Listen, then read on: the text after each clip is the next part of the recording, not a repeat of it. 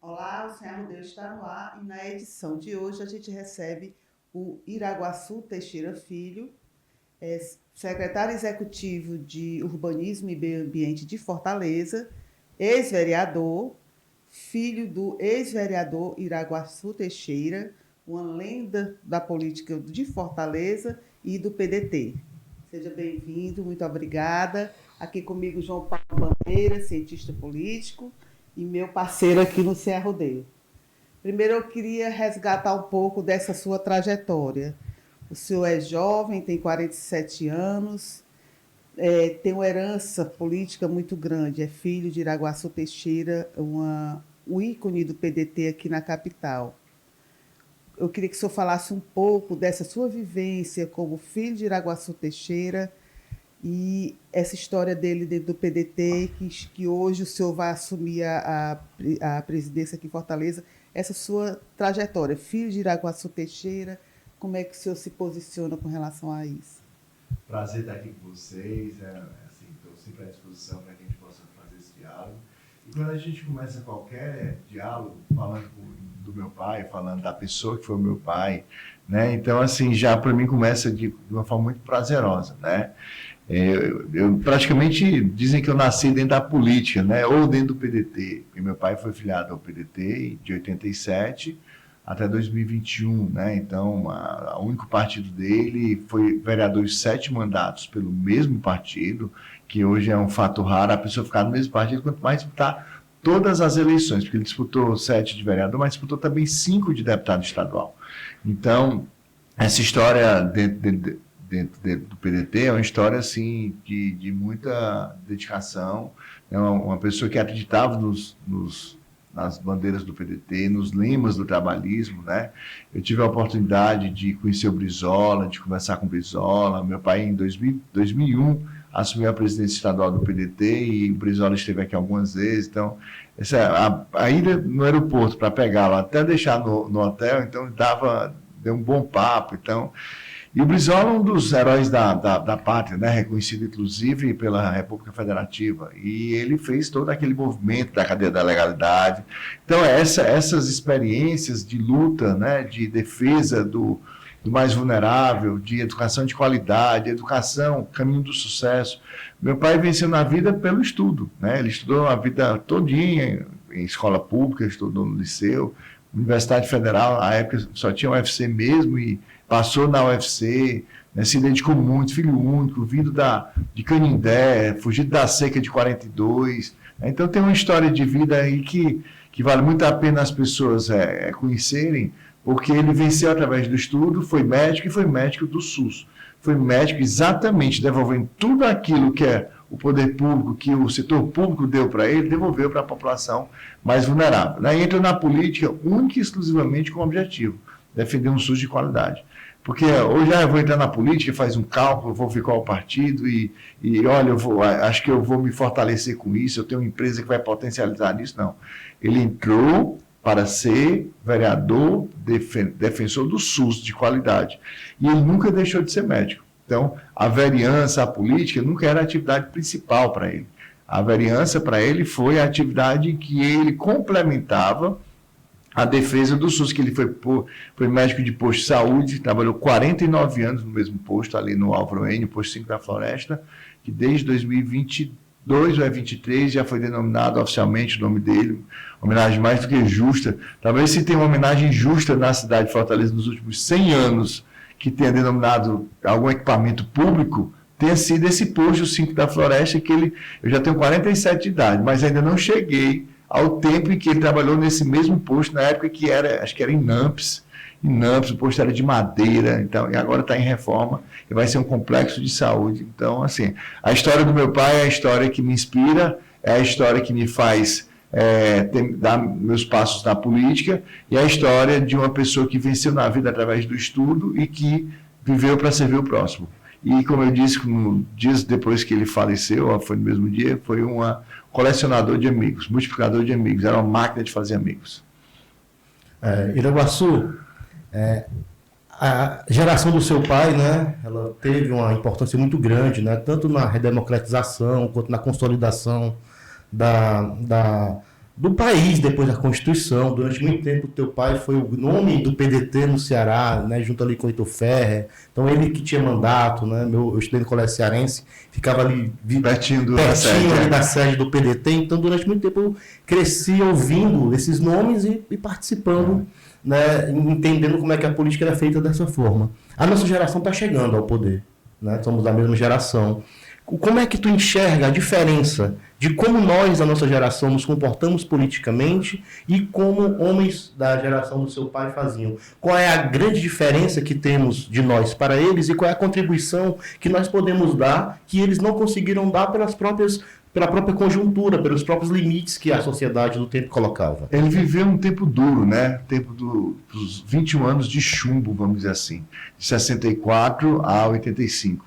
Ele sempre dizia lá em casa, ele se reportava, que no meio da aula da faculdade de medicina, uma vez o exército, o DOI-COI, sei lá, que foi invadiu a aula próprio para levar um estudante lá, outro momento, professores da Universidade Federal do Ceará. Então, assim, foram tempos duros, tempos de chumbo. Mas ele também viveu um pouco antes, né? Ele viveu aquele momento histórico que o Brasil teve, com a campanha da legalidade, com o Brizola, né? Com aquela defesa, com aquela luta de direitos também, né? Os direitos trabalhistas foram criados ali na era Vargas, os direitos, a questão das grandes empresas, né? Como a Petrobras também, história do movimento Petróleo é Nosso. Então, eu acho que na época dele, foi uma época assim, de muito também idealismo. O idealismo, ele existia muito forte, né? Ele existia muito forte. Obviamente, tinha um período da ditadura, né, os coronéis, o coronelismo ali, e aí tinha algumas questões que você não tinha tanta liberdade quanto a gente tem hoje, né? A gente pode dizer que a gente tem muito mais liberdade hoje do que no tempo dele. Só que ele construiu a vida política, ele já entrou na política um pouco mais tarde, ele já construiu a política na redemocratização. Ele foi eleito a primeira vez em 88, né? Ou seja, naquela primeira eleição municipal que se elegeu o prefeito, né? Acho que a segunda já que elegeu o prefeito, a Maria Luísa já foi eleita, né? Sim, então foi a segunda que elegeu o prefeito, né? Mas a Maria Luísa ainda não tinha a Constituição, não tinha os repasses constitucionais obrigatórios, o governo do Estado sufocou ali a Maria Luísa e a história conta isso, né? Que alguém pode até não aceitar, mas ela não pôde governar porque ela não tinha praticamente recurso, dependia do governo do Estado, dependia do governo federal, e ali aquela eleição foi uma eleição que trouxe à tona ali o sentimento da população, eu quero ir votar, eu quero decidir quem são os meus gestores, e logo depois teve a eleição presidencial. E foi uma eleição presidencial, e eu lembro que da cédula, né, aquela cédula de papel, tinha 20 e poucos candidatos, né? Você tinha o Brizola, o Ulisses Guimarães, Mário Covas, você tinha a Fifo Domingos, você tinha o próprio Lula, né? Quase que tinha o Silvio Santos. Quase tinha o Silvio Santos, você tinha o Collor, né, que foi eleito naquela época, com aquele discurso de caça aos marajás. E eu lembro bem, eu era criança, mas eu lembrei que ele disse assim, em 100 dias, eu lembro dessa marca, em 100 dias eu vou acabar com os marajás. Né? Nada muito diferente do que a gente escuta hoje no populismo, né? O neopopulismo que se coloca, não, eu vou resolver isso, você resolver aquilo, eu vou... Enfim, desse populismo barato que nós temos presenciado atualmente no mundo, não é só no Brasil. Mas em relação à geração do meu pai, o PDT, existiam bem menos partidos, né?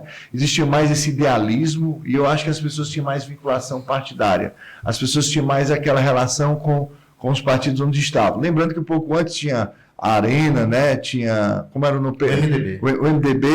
O MDB histórico, né? Que o MDB agora é o atual, né? Mas era PMDB. Mas tinha a Arena, tinha assim, poucos partidos. E aí você chegou a um momento em que, talvez há 10, 15 anos atrás, nós chegamos a 35, 36 partidos, 40 partidos. Eu chegava e dizia assim, será que a gente tem 30, 35, 40 ideologias diferentes? Né? Será que a gente não cabia em um dígito só o número de partidos do Brasil? E a cláusula de barreira, no primeiro ensaio que tentaram fazer, que não deu certo, né, já se sinalizava nessa perspectiva. E eu acredito que agora, nos próximos 10 anos, a gente volte para um dígito só de partido, porque não dá para ficar dessa forma, mas a diferença principal entre a época do meu pai e a nossa época, vamos dizer assim, a geração atual que chega ao poder, eu acho que essa questão do idealismo partidário. Hoje não, hoje são os interesses. ou como Brizola dizia, os interesses, né? Isso é muito forte. Eu vou escolher esse partido aqui, eu vou fazer um cálculo eleitoral, esse partido aqui é mais fácil para eu entrar, esse partido aqui é mais difícil. Esse partido aqui está no governo. Você vê casos de pessoas que... Nós tivemos durante 16 anos a briga de PSDB e PT. E você chega um momento, quando o Lula chegou ao governo, se eu não me engano, Delcídio Amaral era deputado pelo PSDB e depois foi ser pelo PT. Né? Você vê situações de pessoas hoje que estavam ali no guarda-chuva do governo Lula, governo Dilma, depois se tornou do governo Bolsonaro e volta para o governo Lula. É o chamado Centrão, né? Que depois foi denominado pelo próprio general Heleno, né? Que aquela música meio que potencializou. Então, assim, esse cálculo eleitoral hoje, eu acredito que atrapalha muito. Atrapalha muito. Idealismo praticamente não existe. Pega aqui no estado do Ceará. Assim, um desafio você pegar assim, 10, não vou nem botar 5 não, conte 10 políticos que tenham mandato, ou tenham disputado mandato, que sejam do mesmo partido há pelo menos 15 anos. Né? Você vai encontrar assim, não, acho que você não encontra 10. Eu tenho o exemplo do PDT, o deputado André Figueiredo, que está lá há 40 anos, 41 anos no PDT. Antes de eu passar para outra fase, eu queria dar um testemunho com relação ao seu pai, Iraguaçu. Eu, como repórter muito jovem, à época, o senhor falou no posto da Floresta, eu entrevistei ele várias vezes no posto da Floresta e eu presenciei a maneira como ele tratava as pessoas humildes, sabe, assim, com a mesma dignidade, com o mesmo respeito, que anos depois ele atendeu minha mãe de maneira particular, que é uma idosa que tinha Alzheimer. Então, assim, ele era uma pessoa vocacionada realmente para o atendimento humano e, como político, ele foi um político muito importante, diferente do que a gente vê hoje. Ele era um político que realmente se importava com as pessoas. E queria ir na casa das pessoas. Se importava ele conhecia a com pessoa as pelo pessoas. nome, o eleitor pelo nome, ele ia na casa, né? E, assim, eu sinto, já passando essa fase, assim, eu estive lá naquele primeiro discurso, na praça, acho que na Praça de Alencar do Brizola. Então, assim... No comício? Do comício, Praça do Ferreira. Na Praça do Ferreira. Praça do aquele Ferreira. primeiro, que era Lula, que era todo mundo, e assim, foi meu primeiro voto, sabe? E é uma coisa tão diferente do que a gente vê hoje na política, que eu acho que, como você falou aí, não existe mais esse político vocacionado, claro que em tudo tem exceção, mas nem existe político vocacionado e nem existe ideologia partidária. E eu acho que isso tanto é muito prejudicial para a democracia como para as pessoas. Porque o mandato é conquistado, estou falando de uma forma genérica, para interesses que não são o de servir. Isso é muito ruim. Agora o senhor está assumindo esse desafio, o senhor está assumindo o PDT que está em frangalhos assim, veio muito deslacerado. Não é o PDT de Brizola, está longe de ser o PDT de Brizola. Como é que é essa missão agora de assumir esse PDT diante de um PDT tão desconfigurado? Talvez o grande desafio seja exatamente esse, né? Talvez a justificativa principal seja essa também, né? Eu estou lá no PDT desde 2001, é meu único partido também, me filiei lá em fevereiro de 2001 ao PDT, e assim, e vivenciei muitas etapas distintas do partido, né? Lembrando que em 2002, se eu não me engano, acho que foi 2001, foi 2002, teve uma crise muito pesada no PDT, né? Uma crise muito pesada, acho que logo após ali, salvo engano, a morte do Brizola, e aí o presidente estadual na época saiu do partido. Você imagina só um presidente estadual do partido sair do seu partido e se filiar a outro partido, ato concomitante. Né? E aí meu pai era o vice-presidente, assumiu, e eu já vivenciei, acho que eu já entrei no olho do furacão dentro do partido, e vivenciei algumas situações, né, de reconstrução. O PDT miudinho, pequenininho. Antes de eu entrar no PDT, nós tivemos um episódio do Dr. Lúcio Alcântara, sim, foi eleito pelo PDT, sequer tomou posse pelo PDT já. Ou seja, antes dele assumir, já mudou de partido, que na época podia, não perdia mandato e tal. Então, assim, a gente vê que os interesses individuais, né, os interesses outros que não do viés ideológico, ou do posicionamento político, ou da defesa. Por exemplo, PDT, o que é que o PDT defende? Escola em tempo integral, escola de qualidade, o caminho da educação, o caminho do sucesso de qualquer nação. É muito claro. Temos o trabalhismo também, todas aquelas conquistas do trabalhismo, do PTB histórico, né? Não esse PTB que nem mais existe hoje, né? Roberto Jefferson, acho que o Getúlio Vargas, acho que ele se revirou no caixão umas 50 vezes quando teve Roberto Jefferson aí na presidência. E o PTB nem existe mais hoje, foi incorporado, foi absorvido, teve uma fusão aí há alguns anos atrás. Então, quando eu assumo o PDT agora, é exatamente para que a gente possa retomar esse diálogo, logicamente adaptado ao momento moderno.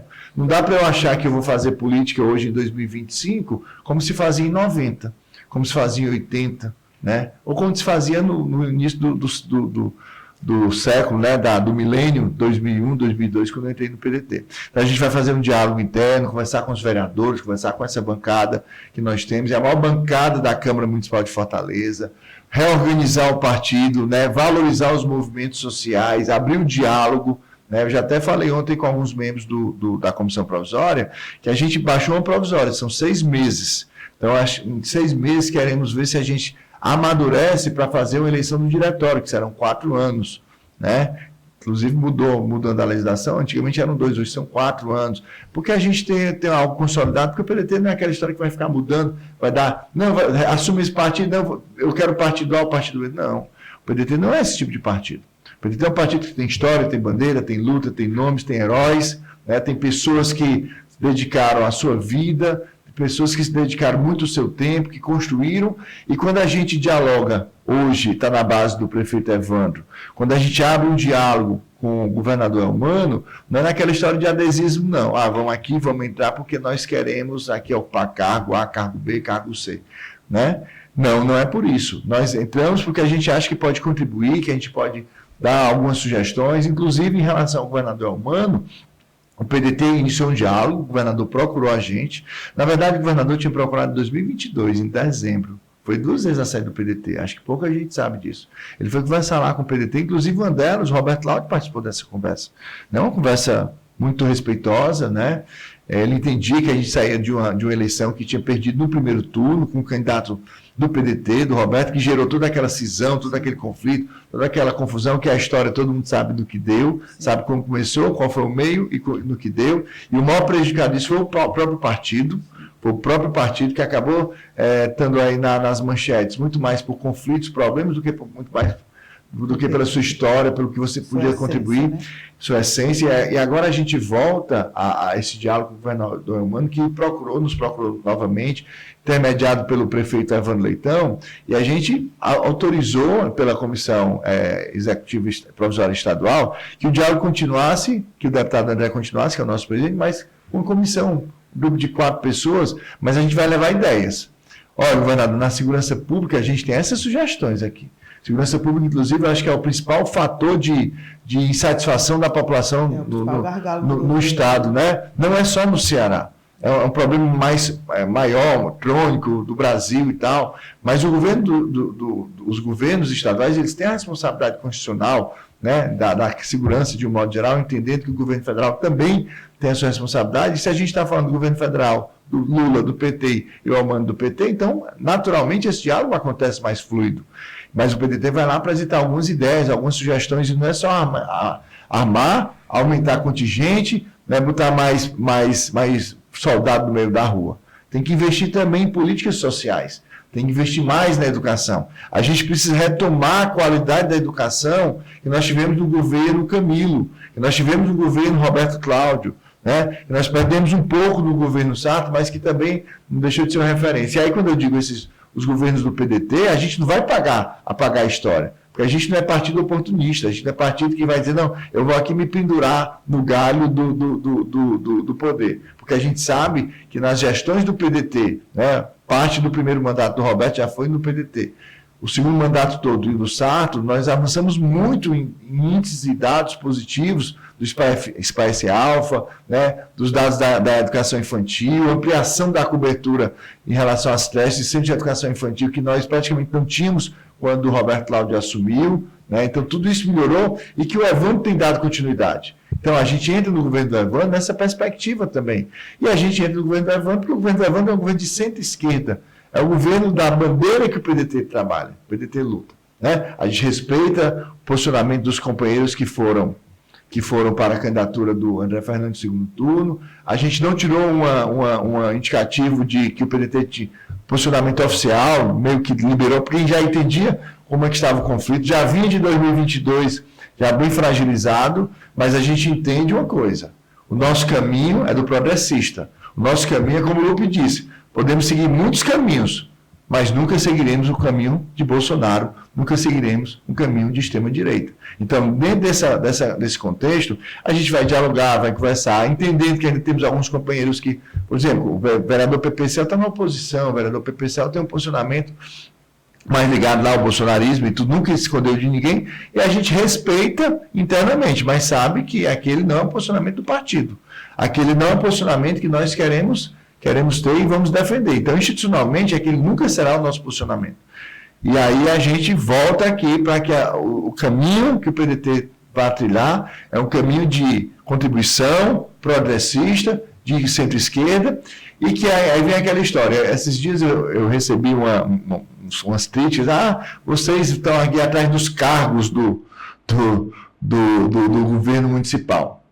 Eu vou até dar um exemplo. Hoje quem ocupa cargo no governo municipal, e foi um convite até pessoal do Evandro, sou eu, sou servidor público de carreira, sou oficial de justiça há 20 anos, concursado. O Ibiapina, que é servidor público de carreira, é auditor do trabalho concursado, né? Então, assim, qual é cargo que a gente está buscando? Obviamente que não é.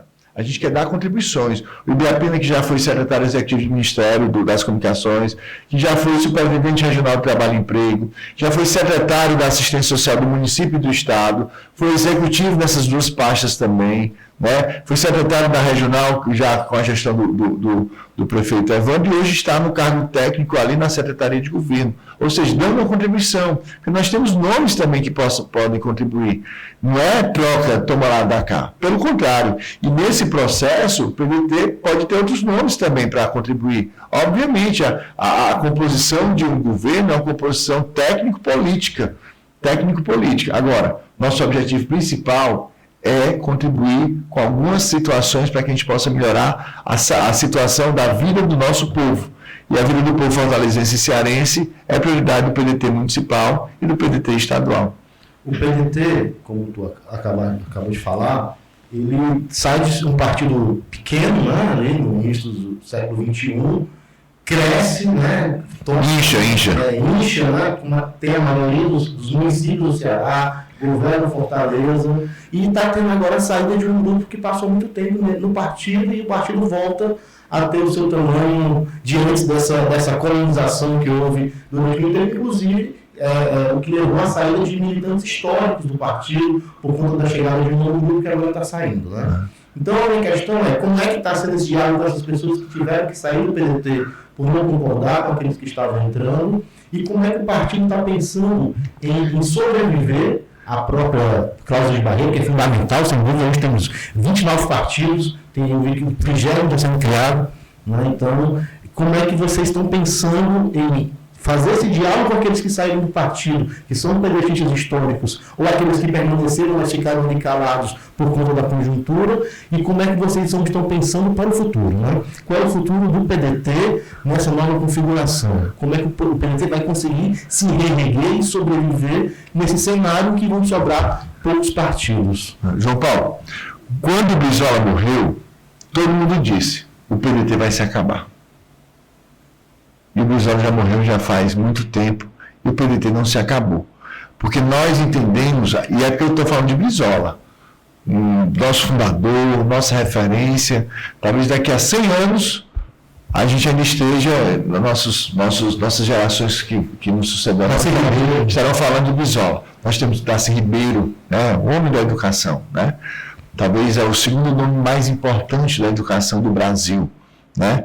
E aí a gente tem vários nomes do partido históricos que lutaram. Então, essa sanfona, vamos dizer assim, esse aumentar e diminuir, né, essa migração ou colonização, como você utilizou, ou enfim, inchaço, como eu utilizei, a gente tem que sempre tirar as lições do que aconteceu, né? Na verdade, o PDT ficou inchado, ficou grande, ficou enorme ali na perspectiva do grupo ali do senador Cid Gomes, né? Que o partido acolheu, o partido abraçou. O partido tinha, à época, um projeto nacional de chegar à presidência da República, via no Ciro, né? Quando o Ciro já entrou, disputou, se eu não me engano, 2 ou foi 3 vezes a presidência, 2 vezes pelo PDT, né? Disputou 2 vezes pelo PDT, 2018 e 2022, se eu não me engano, e ele tinha disputado uma outra vez lá atrás pelo, se eu não me engano, PPS, certo? Então, via esse projeto, né? Havia um entendimento de que era importante, não foi fácil a entrada, não foi automática, não foi da hora para noite, né? Tinha várias situações de conflitos em alguns municípios do interior, mas se pensando no cenário maior, né? Se acolheu esse grupo político, né? E, na verdade, o grupo político, ele migra, e ele vem migrando ao longo das 2 décadas finais, das últimas décadas ou mais, em alguns partidos. Se eu não me engano, o senador Cid, ele esteve no PPS, ele já vinha do PSDB, né, quando ele foi deputado estadual, PPS, acho que PSB, um bom tempo, na época do Sérgio Novaes, PROS teve uma passagem muito rápida, veio para o PDT e agora volta para o PSB, né? Então, assim, mas é um grupo político, um grupo de pessoas que estão ali, vários deputados, né? Enfim. E esse grupo também vai tendo também suas cisões internas, né? Você vê ali o Sato foi um deputado estadual que acompanhou o grupo do senador Cid, aí vários anos. Hoje ele tem uma relação mais afastada na política, já o grupo político é ele, é o Roberto Cláudio, né? Surgiram novos grupos, aí já o Camilo já tem o seu grupo político, temos Domingos Filho. Então, essa questão de movimentação, é por isso que eu digo que os partidos hoje não são mais os mesmos que eram antes, né?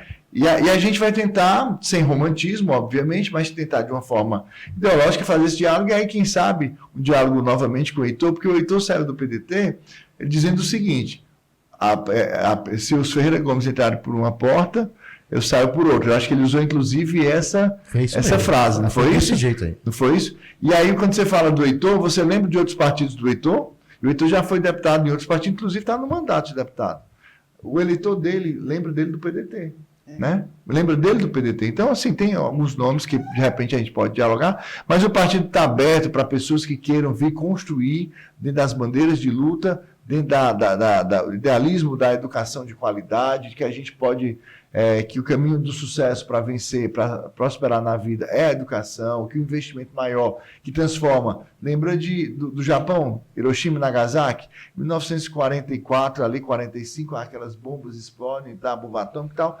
30 anos depois, tá um país novamente pujante, né? Reorganizado, a educação foi o caminho. Coreia do Sul, se você for olhar aí os últimos 20 anos, 30 anos, o desenvolvimento dela muito por investimento em educação, em ciência e tecnologia, né? Então, a gente vê que os caminhos são esses. Então, a gente vai defender isso e a gente vai trazer pessoas que queiram construir. Não queremos quantidade, queremos qualidade. Não queremos dizer que somos maiores, queremos dizer que temos dado boas contribuições, quem sabe até sermos os melhores. E o futuro? Só uma questão. E o futuro, né, do partido?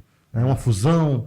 É uma federação? Fusão, acho que seria muito injusto, assim, com essa história de luta, né? Deixar de existir. Tem mais de 40 anos. Se for alguma fusão, alguém que venha se incorporar ao PDT, né? Acho que a gente deixar de existir, não existe. Mas os momentos não são... Assim, o futuro é desafiador, porque a cláusula de barreira, eu já vou dizer aqui que eu não sou contra, não, eu sou a favor. Eu acho que tinha que acontecer mesmo. Né? Fundo eleitoral, você é contra? Não sou contra. Sou contra a quantidade enorme de partidos recebendo fundo eleitoral e, consequentemente, um valor extraordinário de fundo eleitoral. Né? Porque a gente viu como é que foi a relação quando o financiamento era privado, né? Como é que se dava, como é que eram as questões. Mas eu acho que o PDT ele ainda tem muitas décadas de vida. Acredito que pode acontecer alguma federação. Eu acredito que possa acontecer. Federação dentro do campo do partido. Já antecipo que com o PT não acontecerá a federação. O PT ali tem sua federação com o PCdoB, PV, acho que PCdoB e PV, né? Já falou-se algumas vezes, o PT até tinha esse interesse, mas o PDT não vai federar com o PT, porque o PT já tem um partido ali grande, consolidado, né? Eu acho que tem uma identidade muito forte com o PSB, mas dessa vez também acho que não federa com o PSB. O PDT tentou 2 vezes federar com o PSB. Principalmente em 2018, quase saiu na época eu acho que não era federação, era coligação, né? Da candidatura do Ciro em 2018. Mas também não aconteceu. Mas o partido pode, de repente, federar. Mas o mais importante é que o Lupe está trabalhando o partido nacionalmente para lançar várias candidaturas proporcionais. Eu acredito que nessa eleição de 2026, a principal tarefa do PDT é lançar candidatos a deputado federal, fazer boas chapas nos estados, né, que a gente possa ter chapas competitivas em todos os estados e no Distrito Federal, para que a gente possa passar essa cláusula de barreira, para que a gente possa entender que o PDT precisa fazer pelo menos aí 20 deputados federais, que ele precisa se consolidar bem aí nesse cenário da cláusula de barreira, porque eu acredito que, mais uma vez, essa polarização, né? Eu nem gosto desse nome, polarização, mas, infelizmente, tá aqui parece que é o bem contra o mal. Se você é daqui, é porque você é contra esse aqui. Então, parece que só tem 2 caminhos. E o PDT quer lançar sempre o seu caminho, mostrar que é um partido que tem história e que vai superar essa cláusula de barreira. Se tiver que federar, vai federar com alguém, mas isso é um debate nacional que o Lupe tem muito bem conduzido, que o André participa enquanto vice-presidente nacional. O senhor falou em educação, que é o caminho para todas, um dos principais caminhos, e o senhor falou aí um ponto da entrevista que houve um retrocesso um pouco em Fortaleza, que era governada pelo PDT. O senhor era líder do governo na Câmara Municipal. Com a derrota do Sarto no primeiro turno, o senhor foi apoiar Evandro Leitão. E, além desse péssimo avaliação do Sarto, não só na educação, mas na saúde, que ficou sucateada em algumas áreas, tem também a questão dessa animosidade, essa disputa interna dentro do PDT. Então, assim, o tamanho que isso foi de prejuízo para a imagem e credibilidade do PT, enquanto partido, nessa reconstrução que o senhor quer conduzir? Do PDT, né? Do PDT. Na verdade, eu queria só fazer um ajustezinho aqui. Quando eu falei que na gestão do Sarto em relação à educação, não houve retrocesso. O avanço não foi tão grande quanto na gestão do Roberto Cláudio. Mas várias ações positivas foram feitas. Eu dou um exemplo, a educação infantil com berçário. Né? Então foi muito importante. Ele ampliou o número de vagas também de educação infantil. Tanto é verdade que a principal propaganda não era nem institucional do governo, não. A principal propaganda era a própria mãe que falava para outro lá, vale a pena que é bom. Mas o Roberto Cláudio avançou muito mais nas políticas de educação. Então, a expectativa da gestão do Sarto é que não avançou tanto quanto, mas na educação a gente teve também bons ganhos, bons avanços. E na gestão do governo Elmano, precisa retomar aquilo também que o governador Camilo fez, que o governador Cid fez na educação. Então, os passos foram mais lentos. Os passos foram mais curtos, né? Foram mais curtos, mas foram passos positivos, tanto que a educação do estado do Ceará é uma das melhores do Brasil.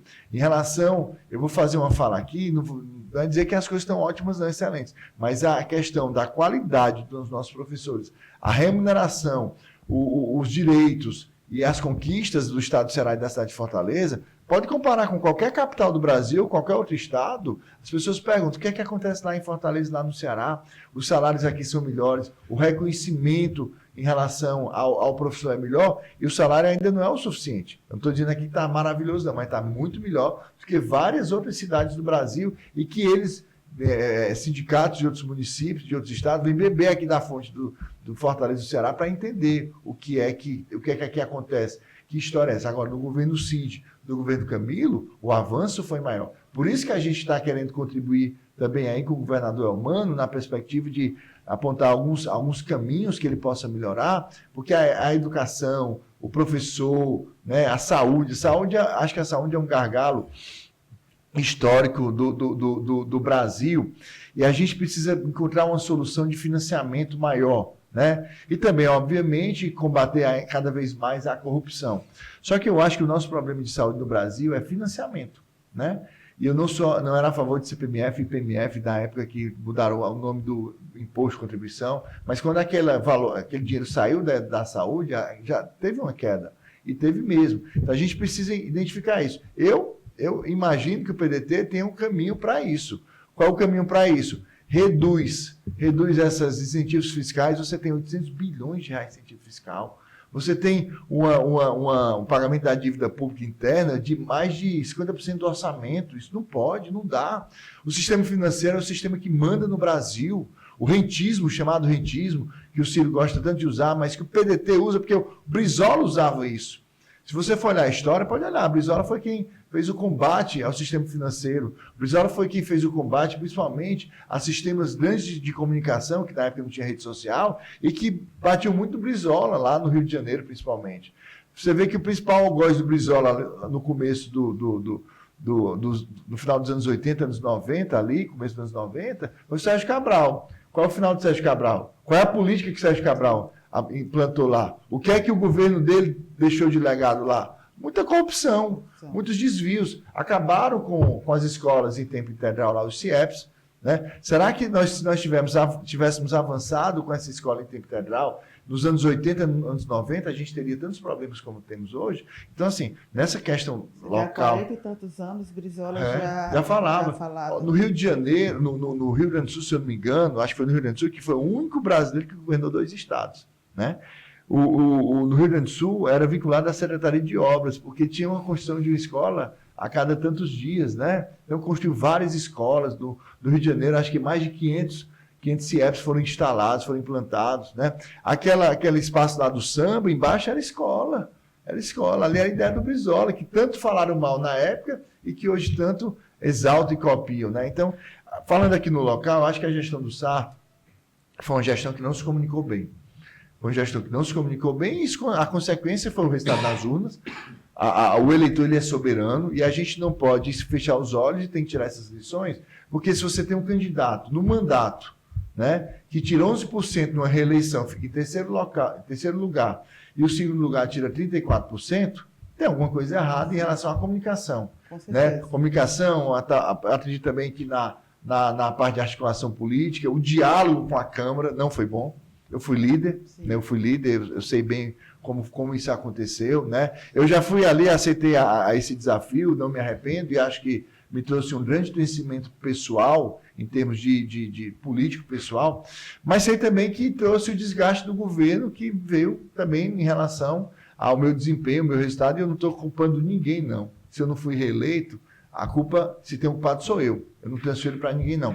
Mas aquela situação ali, se você for olhar os líderes, os vice-líderes, tirando o PPCEL, todos os outros não foram votados e tiveram votação ainda aquém. Transferiu o irmão da gestão para os líderes. Transferiu totalmente. Então, assim, tirar essa lição do diálogo, como se comunicar melhor, e essa relação, eu acredito muito que a relação na política tem que ser essa, escutando e absorvendo as críticas e tentando mudar, e dando a oportunidade para que as outras pessoas possam falar. Porque quem está de fora vê muito melhor do que quem está de dentro. A população, a gente sentia aquela crítica, aquela reclamação, a gente sentia aquela situação que as coisas podiam até... Eu reputo que foi uma gestão que não foi ruim, em termos de execução, de entregas, de investimentos, não foi. Não foi mostrar, né? Agora, a comunicação não foi das piores, não foi nem das melhores, foi das piores, e a relação com o parlamento, a relação com a classe política, com o meio político, com o diálogo político, realmente isso aí deixou muito a desejar. A tua fala, eu lembrei uma entrevista de um político muito importante, né, que teve uma derrota muito acachapante. Aí um jornalista perguntou o que foi que aconteceu. Ele disse: faltou voto. Faltou voto. É isso.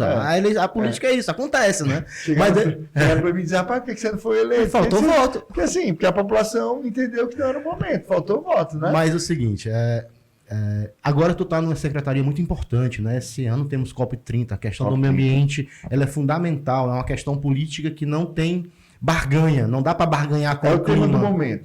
E não dá para barganhar com o clima, não dá para você fazer um acordo para que resolva uma coisa, porque tá aí, não tem, se a gente não resolve, a tendência é piorar. Então eu queria que tu falasse um pouco de como é que está sendo a tua ação nessa secretaria e quais são os projetos, né, que estão sendo desenvolvidos pela Prefeitura de Fortaleza para que realmente consigamos resolver a questão do meio ambiente, mas também a questão da cidade, né? A cidade de Fortaleza é uma cidade muito desigual, é uma cidade que você já tem uma desigualdade climática, né? Tem uma população que sofre muito mais do que outra por conta da própria desigualdade social, as questões climáticas. Então, eu quero saber como é que a prefeitura está pensando essa cidade, né? E essa cidade para o século XXI, e já estamos um quarto do século XXI, né? O futuro chegou. E aí, como é que vai ser o futuro do futuro na gestão, a partir da gestão Evandro Leitão, nessa questão ambiental e da sua gestão e do secretário da sua pasta? Como você disse, já passamos um quarto do século, né?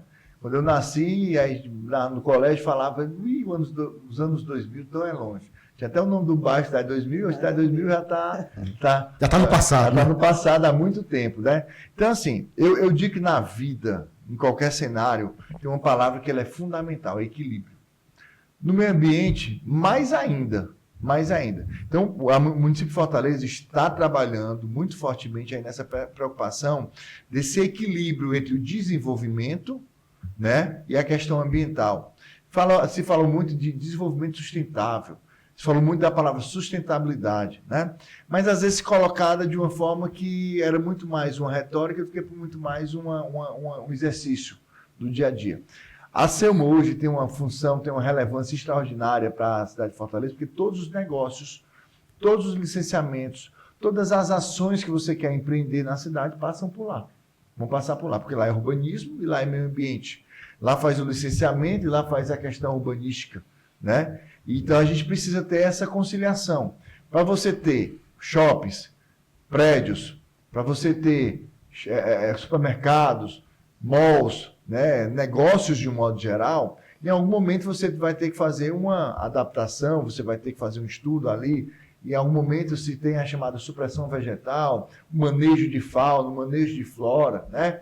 Mas a gente tem que fazer isso com muita diligência, com muito respeito à natureza, e a gente não tem como acordar, fazer um acordo, vamos agora segurar aí 100 anos, depois a gente resolve. Não. Os efeitos climáticos estão aí no mundo todo, Agora mesmo, esses dias nós tivemos neve lá no sul do Brasil, -6, -7. Ano passado, no Rio Grande do Sul, né, a gente viu o que foi que aconteceu lá, aquela enchente. Que esse ano não está igual, mas assim, o pessoal está preocupado. O nível do rio aumentando. As oscilações do Pantanal, que é um dos biomas que nós temos no Brasil, as oscilações do Pantanal de seca e cheia. Seca extrema, enchente extrema, e num período de um ano e meio, 2 anos. A diferença dos termômetros no mesmo dia, tem um nomezinho técnico que me falta a memória agora, mas você tem alguns locais, por exemplo, Brasília chega a ter, às vezes, sai de 8, 9, 10 graus no dia para 25, 27. Essa oscilação ela é muito preocupante, porque isso no Brasil não deveria estar acontecendo, né? A seca no Nordeste, o sertão, né, que foi retratado no 15, ou seja, mais de 100 anos atrás, por Raquel de Queiroz, né? Então, assim, a gente já mostrava aquela situação e a resiliência do povo do sertão nordestino, e a gente fala que a gente tem que saber conviver com o sertão, e a caatinga é o único bioma que tem no Brasil, mas que está bem degradado. Aí, cada dia que passa, a gente vê isso. Então, a gente tem que buscar esse equilíbrio. Então, Fortaleza precisa trabalhar muito essa questão da cobertura arbórea. A gente tem que ampliar a nossa área de proteção arbórea, de árvore, de vegetação, e conciliar com o desenvolvimento, com os negócios, com as atividades novas que estão chegando. É uma recomendação do prefeito Evandro Leitão, o diálogo, né? A agilidade, mas mantendo o rigor técnico do nosso trabalho lá na Selma. E a gente tem feito muito isso e tem buscado também, na nossa coordenadoria de políticas ambientais, que ela se integre, dialogue com a coordenadoria de licenciamento e coordenadoria de urbanismo. Então, essas 3 coordenadorias têm que andar juntos, e os processos de licenciamento aqui passam por isso. E em Fortaleza estaremos participando da COP30. Pode ter certeza, estaremos lá. Mas antes, o prefeito vai estar na reunião do C40, que eram 40 inicialmente, mas hoje são 98 capitais do mundo: Londres, Rio, São Paulo, Paris, né? Vão estar participando de um grande evento no Rio de Janeiro, dia 3, 4, 5 de novembro. O prefeito Evandro Leitão estará lá presente. E Fortaleza talvez seja a única capital do Nordeste que vai fazer uma pré-COP, que vai ser no dia 27 de agosto, né? O local a gente ainda está definindo, porque a gente imagina que vai ter uma grande participação.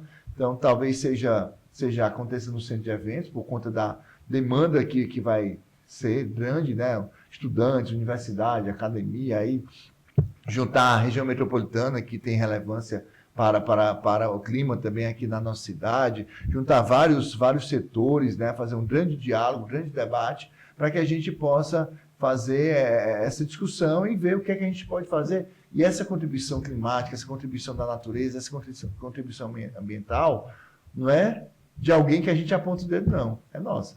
Começa na nossa casa. Começa em relação à questão do uso sustentável do plástico, né? Eu fui autor da lei que proibiu o canudo plástico aqui em Fortaleza. Infelizmente, na época eu ouvi o veto das multas, né? Da punição pelo prefeito Roberto Lauro.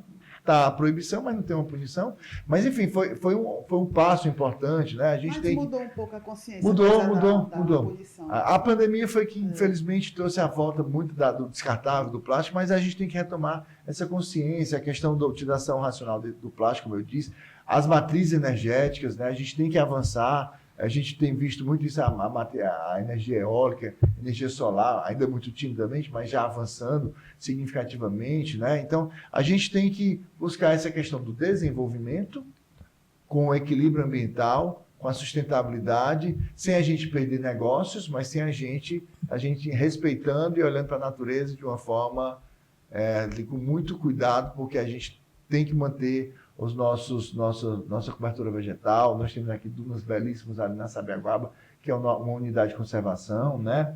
Inclusive, o prefeito assina aí nos próximos dias a questão da ampliação de parques na cidade de Fortaleza. Vamos aumentar de 25 para 30 parques no município de Fortaleza. Planos de manejo foram feitos das nossas unidades de conservação. Planos de manejo foram feitos dos nossos parques, dos 25 já foram feitos, né? A gente tem avançado nessa perspectiva da proteção. E o plano diretor vai ser um grande debate sobre zoneamento, né? E a gente precisa entender o que é que nós queremos de proteção, o que é que nós queremos de desenvolvimento, quais são as áreas que nós vamos disponibilizar para a ampliação da cidade, mas uma ampliação que seja uma ampliação equilibrada, né? Usando a palavra equilíbrio como um foco principal aí do meio ambiente. Pronto, nós vamos ficando por aqui. Hoje com a presença honrosa do ex-vereador e secretário executivo de Urbanismo e Meio Ambiente de Fortaleza, Iraguaçu Teixeira Filho. Aqui comigo, João Paulo Bandeira. Se você gostou do nosso conteúdo, compartilha e até nosso próximo encontro.